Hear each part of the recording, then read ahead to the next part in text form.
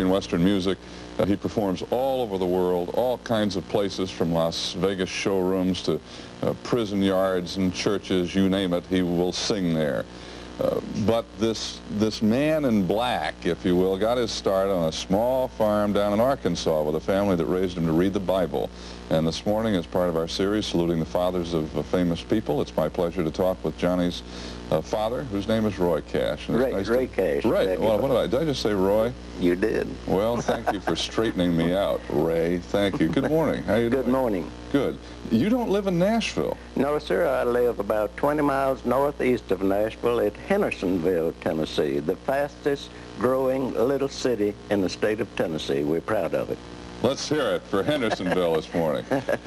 What was like, now you lived on a farm in Arkansas when Johnny was born and brought up. What was the life like? What was your life like then? Well, we wasn't rich, but we had love in our home.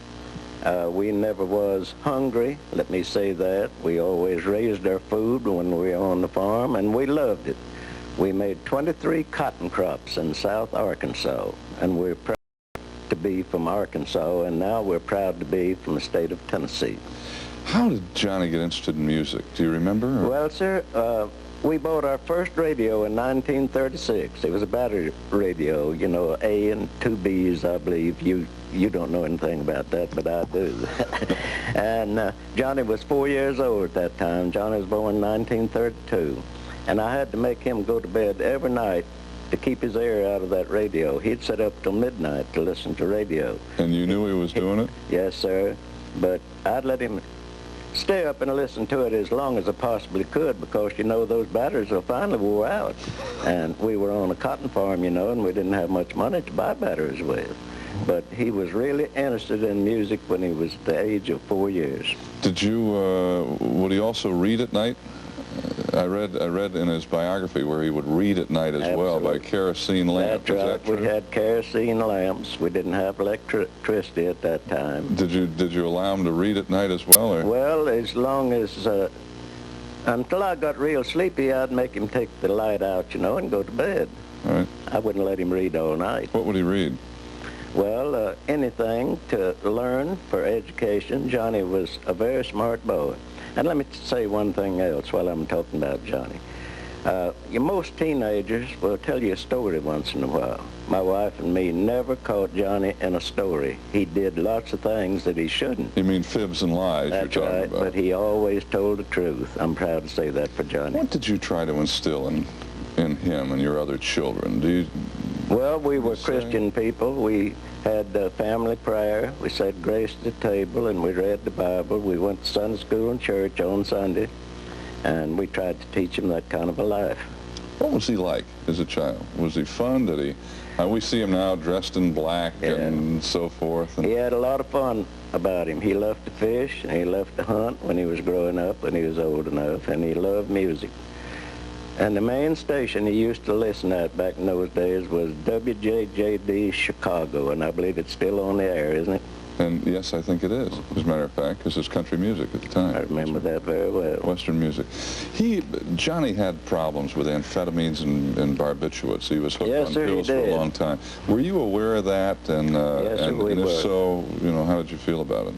Well, of course, we hated it, and we tried to discourage it, but Johnny was on the road and going, you know, all over free Europe and all over the United States, and all we could do was talk to him, tried to discourage him, but Johnny asked me before I came up here to not get too deep in that. He says that's been in so many different magazines and papers that there's been so many different tales told about his 7 or 8 years of that life. Well, he and I have talked about it here on the program at some length. And he's fine now. Were you able to advise him at the time, or what?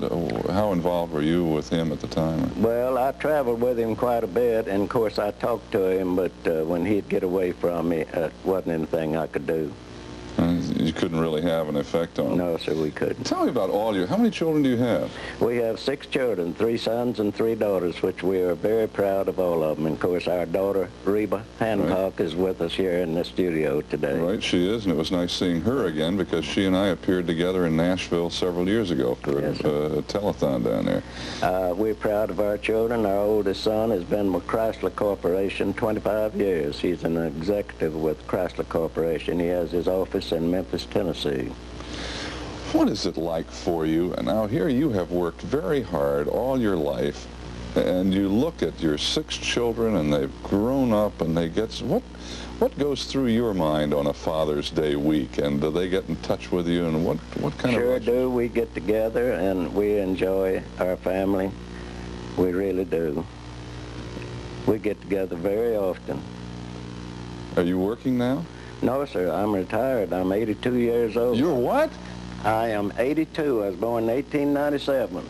I'm also a veteran of World War I. You're 82 years Yes, sir. old?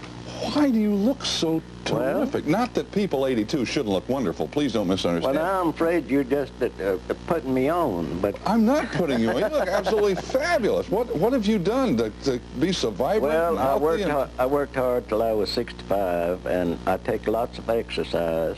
I never take a dose of medicine. I don't know what medicine is. What's medicine for? You don't need medicine. Well, you don't. Obviously, you don't need it. But you say you get a lot of exercise. What kind of exercise? I do you do? walk a mile every day when the weather permits. And how do you eat? Do you eat? I eat a hearty breakfast every morning. Everybody ought to eat a hearty breakfast. Any doctor in the world will tell you that. You know Right. that? Do you And a lot of people won't eat breakfast. I know it, but they say it's really the best thing in the world for you is to eat a Absolutely, good yes, breakfast. sir. Have you avoided anything like the smoking and the ills of drink or what have you? Or Well, do you ever sir- take a little belt? As I told you, I'm 82, and I started smoking regular when I was 15. I smoked 65 years and quit on my 80th birthday. I haven't smoked a cigarette in over 2 years. And are you glad you stopped? Yes, sir. I don't never cough anymore. Mr. Cash, it's a pleasure meeting you. Well, it's a pleasure talking to you and meeting you and being in your studio. Thank you. I watch your show 5 days a week at home. Well, I enjoy it. I think you're great. Well, thank you You very have a much. great show. Thanks. We're delighted to have you part of it this morning. Thank you.